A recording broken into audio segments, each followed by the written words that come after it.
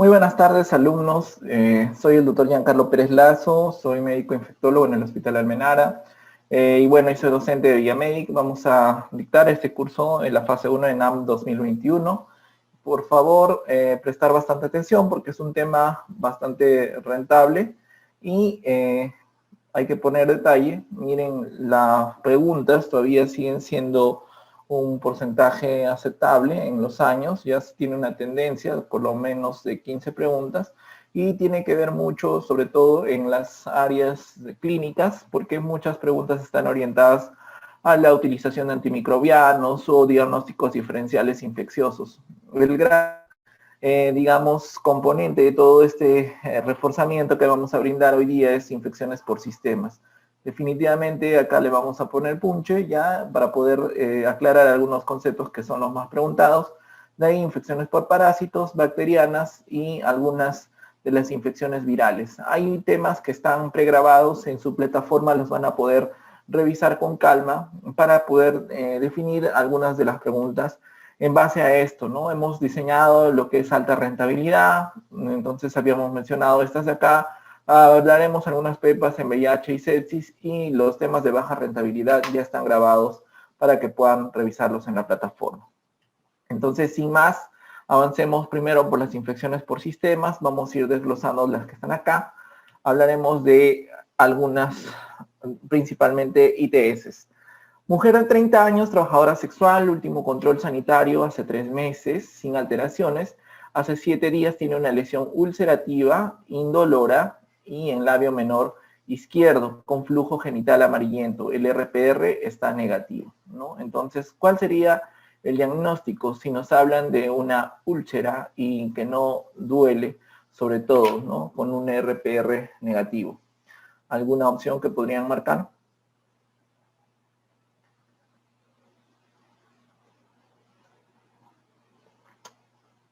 Chancro luético.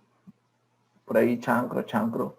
Perfecto. De todas las opciones, sí, efectivamente, hay una, como están mencionando, acá dentro de los síndromes de úlcera genital, pues definitivamente es importante. El RPR puede ser negativo porque estamos todavía en una fase inicial de la enfermedad, ¿no? Y eso vamos a desglosarlo ahora. Perfecto, pero las palabras mágicas acá son úlcera e indolora.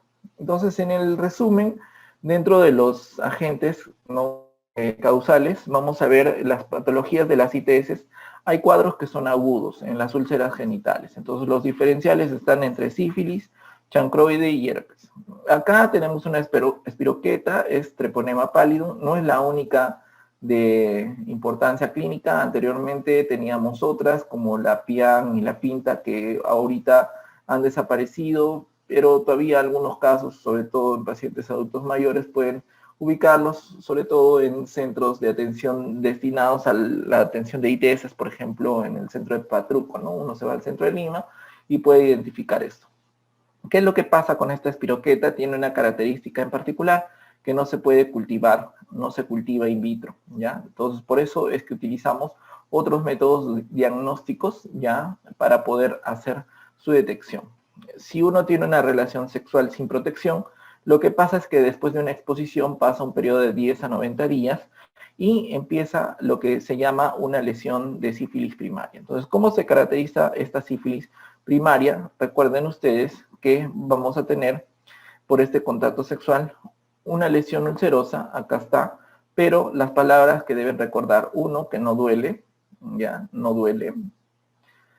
2, que es una superficie lisa, no hay exudado y es una base limpia.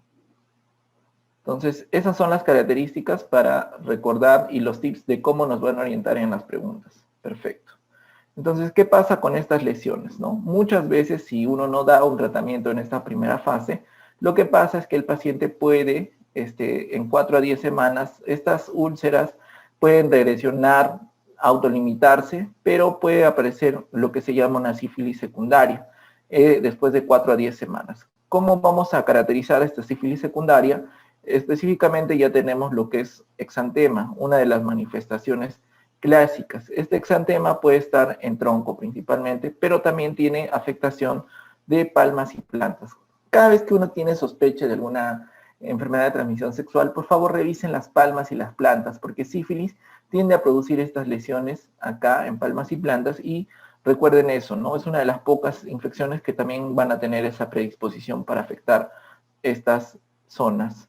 Pero también pueden presentarse pústulas y también lo que se llaman condilomas planos. Estos condilomas planos tienen usualmente presentaciones que son blanco-grisáceas, ¿ya? Y adicionalmente, pues, hay pápulas que se erosionan, ¿no? Y estas son las que forman este llamado condiloma plano.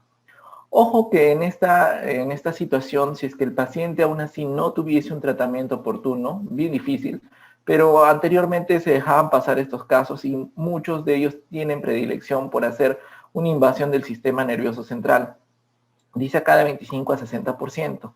Y acá encontramos las formas de neurolúes precoz. Forma sintomática, ¿no? Y la forma asintomática en un 5%. La mayor porcentaje asintomáticas. ¿Cómo se manifiestan?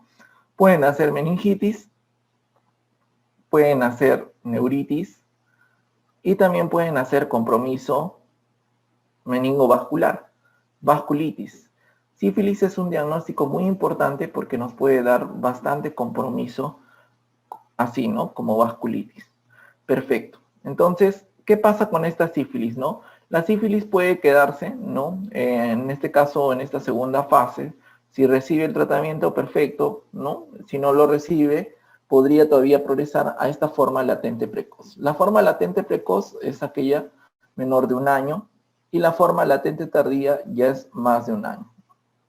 En estas formas latentes, ¿no? Sobre todo, en los periodos de latencia tardía vamos a encontrar un cuadro de una recaída mucocutánea, ¿ya? Mucocutánea. En los periodos de latente precoz estimula bastante a lo que es la sífilis secundaria. Entonces, si seguimos avanzando, el paciente definitivamente puede progresar en algún momento a lo que se llaman las sífilis terciarias, ¿no? En las sífilis terciarias podemos tener principalmente compromiso cardiovascular. Habrán escuchado ustedes acerca de las aortitis sifilíticas, que es un cuadro bien complejo de tratar, y también algunas lesiones como las gomas, ¿no? Estas gomas son lesiones así, miren ustedes cómo se acumulan, en la fotografía están acá grabadas y tienen diagnóstico diferencial. Hoy en día pensaríamos si fistuliza en una actinomicosis, en una tuberculosis. Pero también recordar que la componente cardiovascular pues se presenta usualmente hasta 10 años posteriores a la sífilis. Estas gomas ya no se ven, pero son por lo menos 5 años posteriores a la aparición de la sífilis, ¿no? Y la neurolúes tardía, acá sí ya tenemos otros compromisos, ¿no? Usualmente venían los compromisos de Tabes dorsal y también teníamos, pueden haber paresia general, y también teníamos la clásica meningitis basilar, ¿no? ¿Qué pares craneales va a comprometer la meningitis basilar? Usualmente estamos hablando de par 3, par 6, par 7 y par 8. Y aquí es donde vamos a encontrar una de las clásicas manifestaciones que siempre preguntan a veces, que es la pupila de Argyll-Robertson. La voy a describir en la siguiente diapositiva. Entonces, hasta acá ya estamos viendo cómo es toda la evolución, los periodos que están pasando entre cada uno de ellos, y es importante ahora hablar acerca de las posibilidades de contagio. La posibilidad de contagio es vía sexual, sífilis primaria, secundaria y latente precoz usualmente, materno-fetal hasta 1 año, ¿no? En cambio, la forma latente tardía puede durar un poco más, hasta 4 años. Y la sífilis terciaria ya no es contagiosa. Muy bien, doctor. Entonces, ¿cómo hacemos nosotros ahora las pruebas, en este caso, para hacer el diagnóstico? Habíamos dicho que no se podía cultivar in vitro. Entonces, utilizamos unas pruebas llamadas pruebas treponémicas, ¿ya? Dentro de las pruebas treponémicas, recordar que está principalmente el FTA, ¿ya? Este FTA va a permanecer toda la vida, toda la vida. Y hay pruebas que son no treponémicas, que van a estar como el RPR y el VDRL.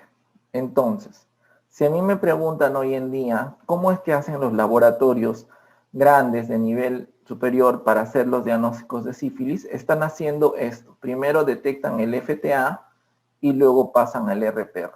Esta manera de trabajar se llama algoritmo invertido, ¿ya? Recuerden que el RPR tiene muchos falsos positivos, ¿no? El RPR tiene problemas sobre todo con falsos positivos por otras espiroquetas, tenemos falsos positivos por la presencia de algunas colagenopatías, por enfermedades de transmisión sexual, incluso hasta VIH. Entonces tienen esos falsos positivos porque son pruebas no treponémicas. Y también van a servirnos para hacer el control una vez que estamos haciendo el tratamiento, ¿ok?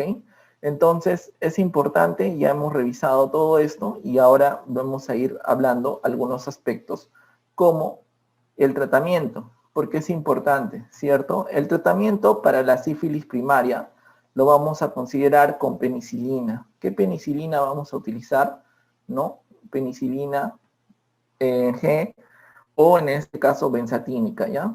¿Cuántas dosis vamos a aplicar? 2.4 millones intramuscular. Entonces es una dosis única para sífilis primaria. En sífilis secundaria también vamos a darle el mismo tratamiento con una sola dosis única. En latente precoz, recuerden que está muy pegado en el año de seguimiento a lo que es la evolución de la sífilis secundaria, también vamos a aplicar dosis única. ¿Cuándo es donde empezamos a aplicar la penicilina G, la misma, benzatínica, las 2.4 millones de unidades, ¿no? Millones de unidades, 3 veces, una vez por semana, ¿no? Una vez por semana, es en la forma latente tardía, ¿ya? En la forma latente tardía. Es aquí donde nosotros empezamos a hacer justamente este tratamiento a este nivel. Perfecto. Entonces, y doctor, ¿qué tratamiento daríamos para una neurolues tardía, ¿no? O neurolues precoz? En general, recordar un punto. En diagnóstico, habíamos dicho que para las formas primarias, secundarias o precoces, vamos a utilizar este algoritmo invertido, idealmente, si es que se puede. Y para las formas de neurolues, ¿no? Neurolues, sobre todo, vamos a utilizar el diagnóstico de VDRL en LSR. Doctor, ¿qué características clínicas podemos observar, características del LSR podemos observar en el paciente que tiene neurolues? Va a haber consumo de glucosa, va a haber elevación de las proteínas discretamente y puede hacer a predominio principalmente mononuclear.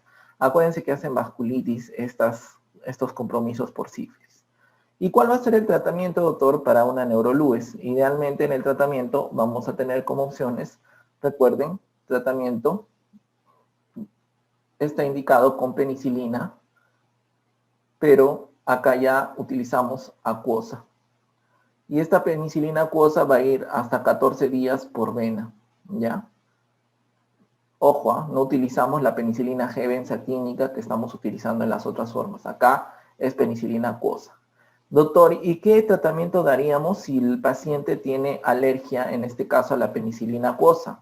Tendríamos que dar principalmente una alternativa como ceftriaxona, ¿no? Como alternativa, ceftriaxona. Pero siempre en cuando el paciente pues tenga este compromiso meningio, sobre todo, ¿ya?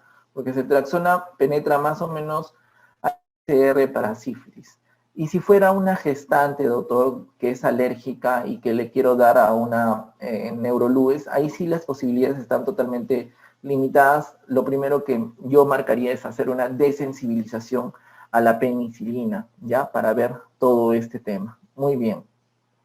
¿Qué pasamos en las alergias? En los pacientes que tienen alergias a la penicilina benzatínica y tienen formas primaria o secundaria. Entonces ustedes ahí tienen las opciones como tetraciclinas. En este caso podríamos dar doxiciclina, ¿no? 100 miligramos vía oral cada 12 horas hasta 14 días, por ejemplo, ¿no? Sería una opción de tratamiento en el caso de una sífilis en un paciente que tiene alergia.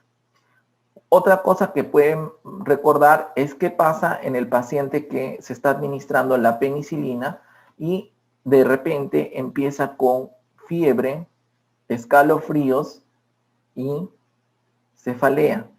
Si el paciente tiene estos síntomas, fiebre, escalofríos y cefalea, lo que nosotros podríamos hacer es principalmente pensar que está sucediendo una reacción. Esa reacción tiene un nombre, ¿no? Es la reacción de Harish-Hersheimer. No es común, pero obviamente se mejora al hacer una infusión,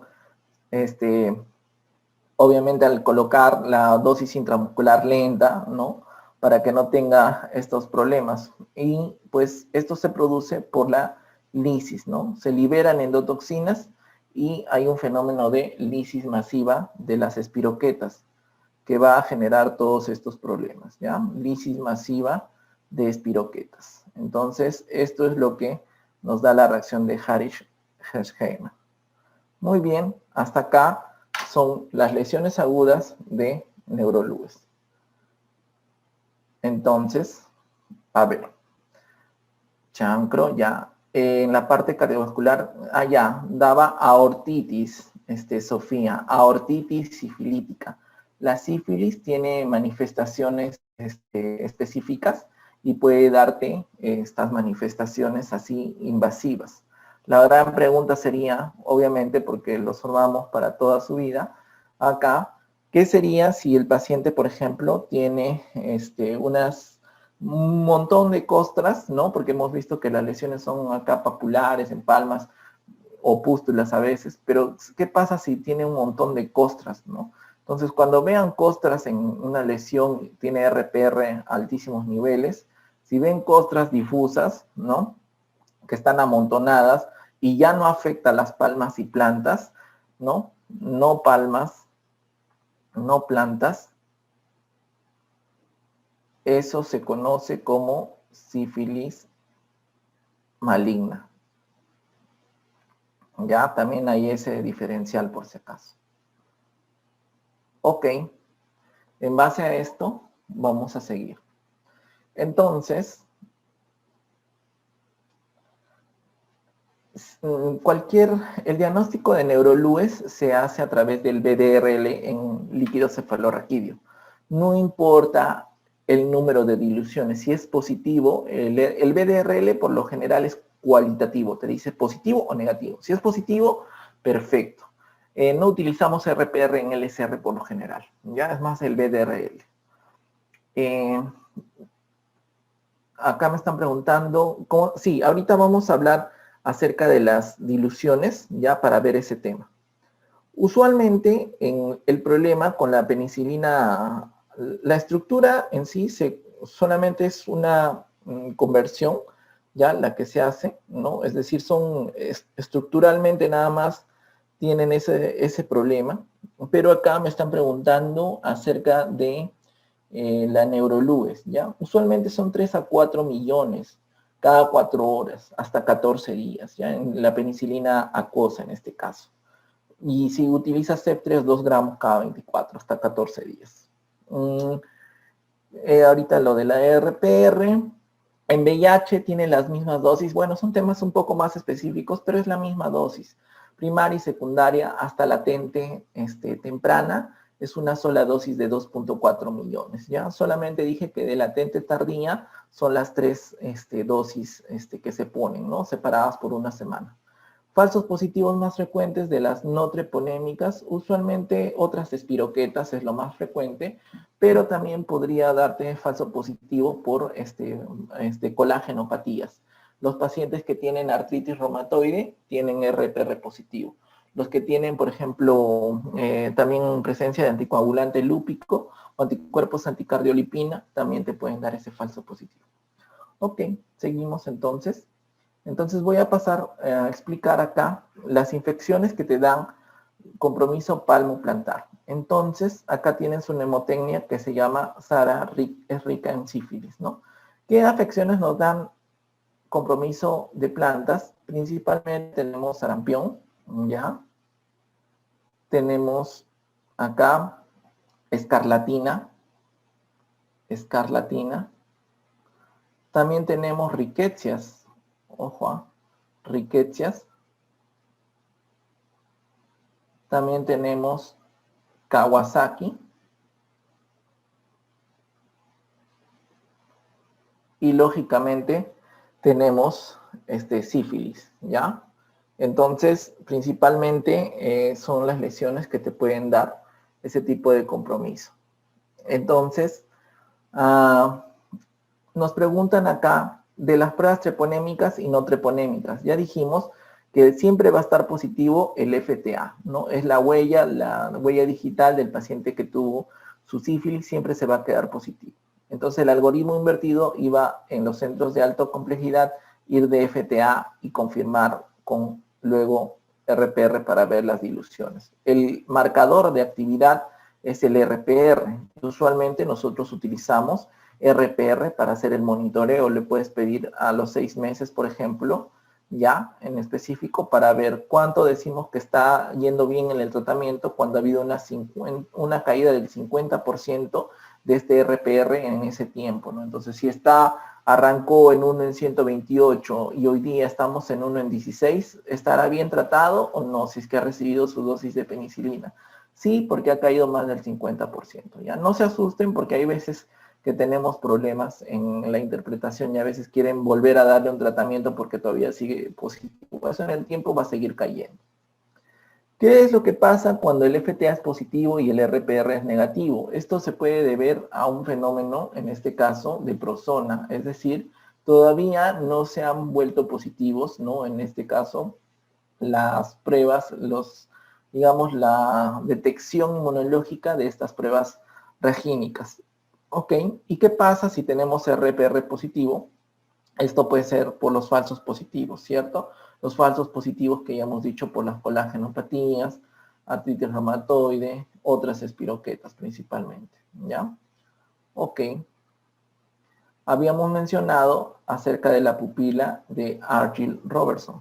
La pupila de Argyll-Robertson se está refiriendo a aquella que es reactiva, ¿ya? Es una manifestación de neurolúes tardía. Es reactiva, pero tiene una contracción brusca cuando se centra en un objeto, ¿ya? Contracción brusca cuando se centra en un objeto. Entonces, por ahí también alguna vez vino ese tipo de tratamiento de la sífilis en alérgicos a penicilina. Si nos dicen primera opción, ya hemos dicho que son las tetraciclinas. Una de ellas es doxiciclina, ¿ya? Si tenemos alguna opción como meningitis, podríamos marcar ceftriaxona. Pero si tenemos un escenario donde es factible la sensibilización, sobre todo en una gestante, hay que hacer el esquema, ¿no? De sensibilización, ¿ya? Para poder darle. Recuerden que muchas de las espiroquetas no necesariamente van a ser tratadas efectivamente con ceftriaxona. Hemos tenido casos de recaídas en algunos casos. La acomodación. El fenómeno de prozona nuevamente es cuando el RPR todavía no ha levantado esa respuesta inmunológica, pero ya le pides los exámenes y tienes un FTA positivo. Entonces, ¿qué pasó? ¿No? El paciente todavía está en un periodo muy temprano, como en la pregunta que revisamos, y todavía el RPR sigue siendo negativo, pero ya tiene la úlcera, ¿no? Entonces, ¿qué pasó ahí? Esa ventana hasta que levante ese anticuerpo, digamos, es el fenómeno de prozona, ¿ya?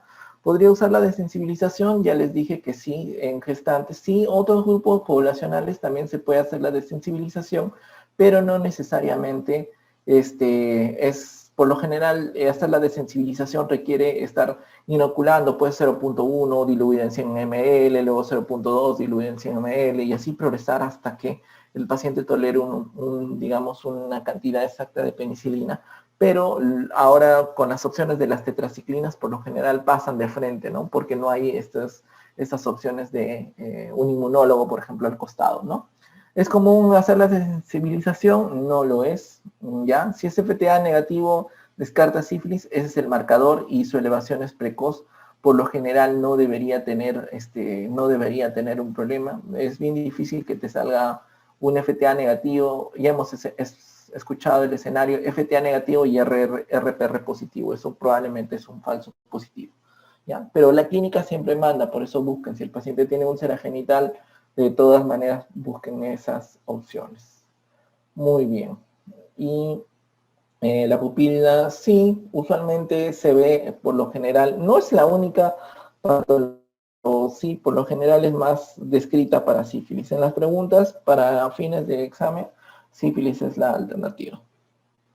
¿Qué hacemos en el escenario de sífilis en recién nacido y la madre? Entonces acá, si la mamá le hacen una prueba rápida, ojo, la prueba rápida no significa el RPR. La prueba rápida es una prueba como una prueba que marca signo para embarazo. Entonces, esa prueba de detección de, digamos, de anticuerpos específicos que se están señalizando, me podría decir, si sale la primera vez, yo tengo que tratar a la madre. Entonces, ¿qué escenario yo hago? Trato a la madre. Tratamiento. ¿Cómo hacemos el tratamiento? Entonces le damos su primera dosis, ¿no? Su primera dosis, porque no sabemos si esa gestante va a volver. Entonces, ¿qué le vamos a decir? Perfecto, te me puedes escapar de mi control prenatal, entonces te voy a dar la penicilina benzatínica, 2.4 millones, ¿no? De unidades. Ya, perfecto. Y le pido adicionalmente el RPR, ¿no? Entonces le pido su RPR control. RPR de control para confirmar. Si el RPR control me salió positivo, yo lo que hago en este caso es completar el tratamiento en la gestante, ya, hasta 3 semanas. 3 semanas. Si el RPR sale positivo. ¿Ya? Entonces ya hemos completado la primera dosis, en la primera consulta pedimos el RPR, salió positivo, completamos sus 3 semanas. ¿Cómo hacemos el monitoreo en este caso de la mamá? ¿No? El RPR se pide usualmente a los 3, 6 y 12 meses. Uno es más estricto en el escenario de la gestante, ¿ya? A diferencia de la población general. Si la paciente, la gestante, está recibiendo un tratamiento incompleto o inadecuado, vamos a evaluar al recién nacido para ver las alteraciones. Entonces, ¿qué es lo que pasa? ¿Qué hacemos? Primero, exploración física. Buscamos si el paciente pues tiene alguna alteración, ¿no? Deformidades, no sé, en óseas, en capacidad neurológica. Entonces, ese tipo de pacientes tienen que ser sometidos a una punción lumbar y buscamos el LSR. Si el LSR está normal, es decir, consumo de glucosa, aumento de proteínas, y en el BDRL, en ese neonato, encontramos positivo, entonces esto nos indica perfecto. El LSR normal, le damos penicilina G, ¿no? Entonces, ¿qué penicilina G sódica? ¿Cuánto tiempo? Hasta 14 días. Si el LSR está normal y el BDRL está en LSR negativo, ¿no? Completamos penicilina G sódica, pero nos vamos solamente hasta 10 días. Es de la mamá que no se ha tratado, lógicamente. Y si el paciente pues no tiene clínica, solamente tiene esa exposición, si el paciente no tiene clínica y la mamá no recibió tratamiento completo, le damos esta penicilina G, pero solamente una dosis. Dosis única. ¿Ya? Entonces, esto es para el recién nacido de la mamá que no ha recibido sus controles de manera adecuada. Y los dos escenarios primeros son para el recién nacido que tiene clínica, definitivamente, ¿ya? Tiene clínica, pero el LSR está normal y no salió nada en el LSR, igual le doy por 10 días, ¿ya? ¿Y qué hacemos? Pues usualmente estas dosis son las de bencilpenicilina sódica. Los primeros 7 días vamos a darle cada 12 y de ahí cada 8 horas cuando ya tiene más de 7 días, ¿no? Entonces se completa un tratamiento hasta 14 días como estamos viendo en estos escenarios, ¿ya? Como les dije ya, en el escenario de la mamá se piden esos controles en esas fechas. Es importante que recuerden porque esta lámina está basada en lo que está modificándose en la norma técnica ahora recientemente. Penicilina G sódica, ahí están las dosis, es cada 12 horas, 50.000 unidades por kilo por dosis. y luego es cada 8 horas cuando ya tiene más de 7 días de vida, ¿ya? O sea, ni bien tienes el neonato, ya se le está administrando la sífilis. LSR anormal, consumo de glucosa y aumento de proteínas, predominio mononuclear. Ok, listo. Entonces, si estamos acá, seguimos. Habían diferenciales más en lo que es la agudo, ¿cierto? Agudos y crónicos. En agudos, en base al herpes, el herpes 1 usualmente te da lesiones en cavidad oral y el herpes 2 será más asociado con lesiones vía genital. En el herpes lo que yo quiero que recuerden es que también hay úlceras, pero la úlcera usualmente puede ser única o múltiple, ¿ya? ¿Qué más tenemos? La base. ¿Cómo es la base en la úlcera herpética? Usualmente es una base que es eritematosa. Esas palabritas son las que asocian en las preguntas y tienen que recordarlo. Y el dolor, sí, pues es un dolor que duele bastante, ¿ya? Dolor 3 cruces le ponemos acá. ¿Qué es lo que pasa con el periodo de incubación en el herpes? En el herpes, usualmente, después del contacto en 3 a 10 días, ya están haciendo este tipo de lesiones. ¿Hay ganglios en el herpes? Usualmente cuando hay ganglios pueden ser bilaterales y a veces hay dolor.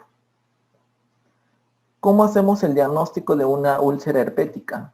Hacemos lo que se llama un frottis de Sank, es decir, agarramos la lesión y hacemos un raspadito de esta zona y buscamos las inclusiones. El tratamiento usualmente vamos a ir con aciclovir, ya para estas lesiones herpéticas por si acaso. Y ahora que tenemos chancroide, Haemophilus ducreyi es el agente causal, ya Haemophilus ducreyi.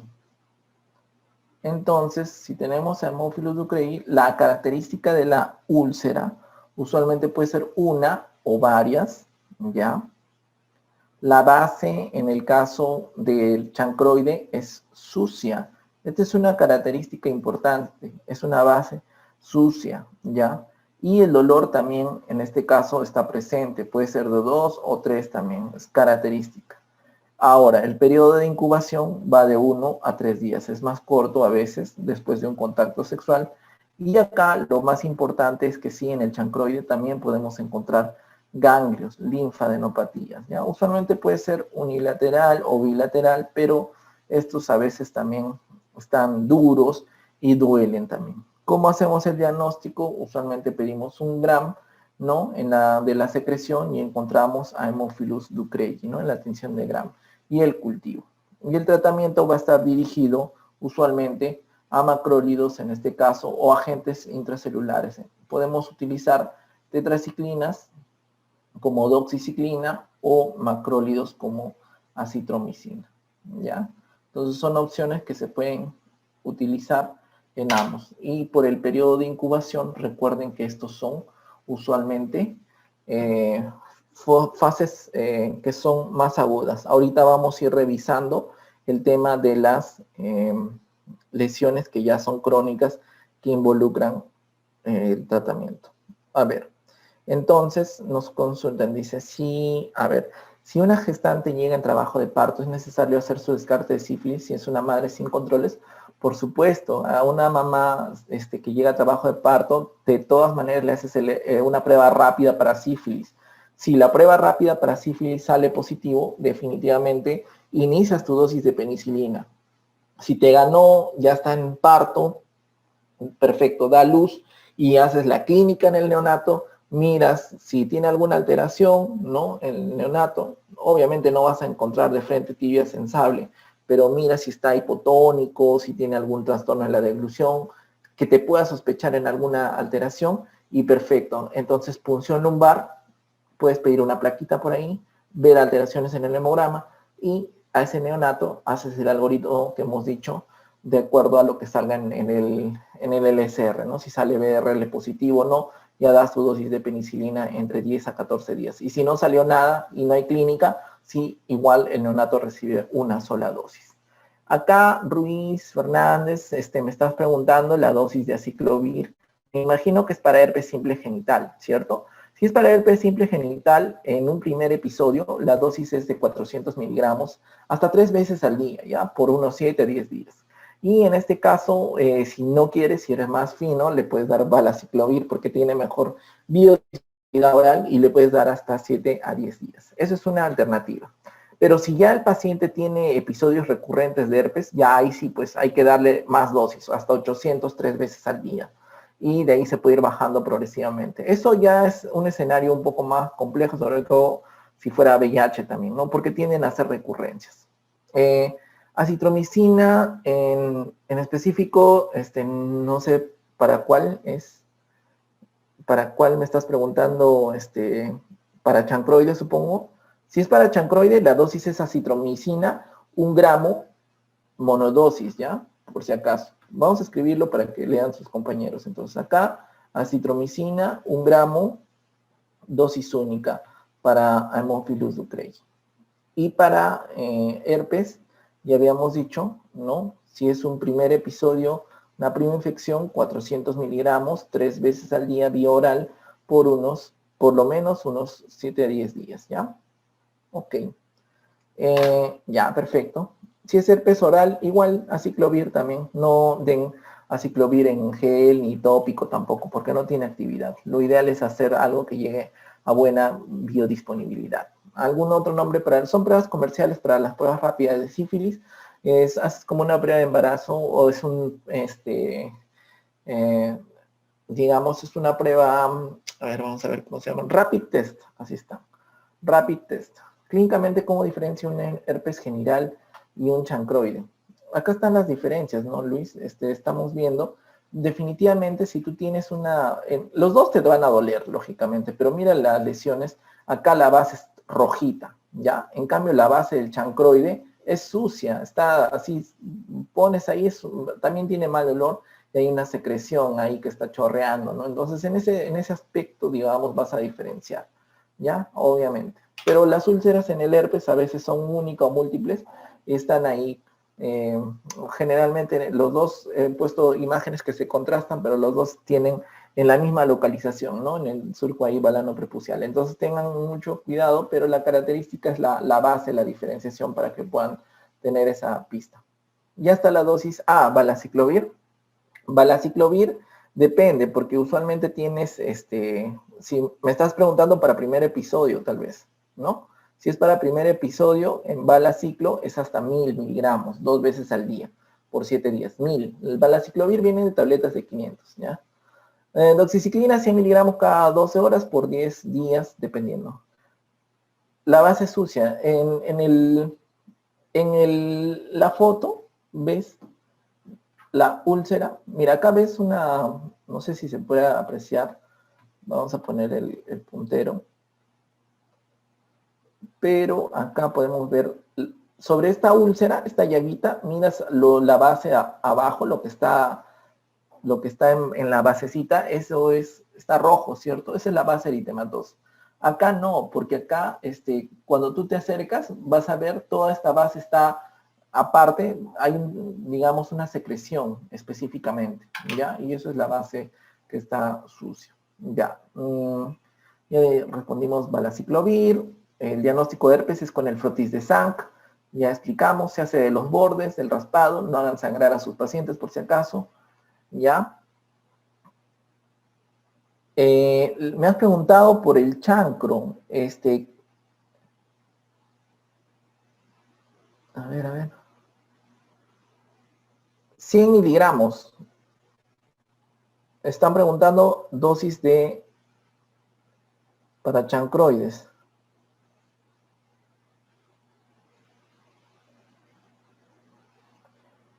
En Ducreyi, por lo general, vamos con acitro, ¿ya? Tetraciclinas es una opción muy lejana, pero yo sugeriría más dar acitro 1 gramo cada dosis.